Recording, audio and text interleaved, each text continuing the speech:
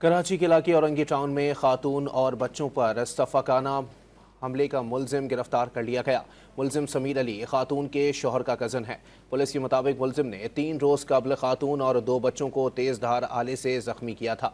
7 साल का जख्मी बच्चा दम तोड़ गया था।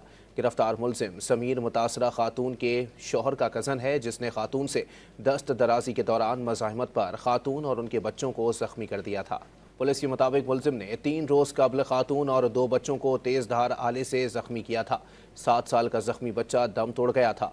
गिरफ्तार मुलजिम समीर मुतासरा खातून के शौहर का कज़न है, जिसने खातून से दस्त दराजी के दौरान मज़ाहमत पर खातून और उनके बच्चों को जख्मी कर दिया था।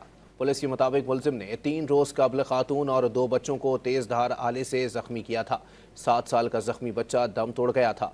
गिरफ्तार मुलजिम समीर मुतासरा खातून के शौहर का कज़न है, जिसने खातून से दस्त दराजी के दौरान मज़ाहमत पर खातून और उनके बच्चों को जख्मी कर दिया था।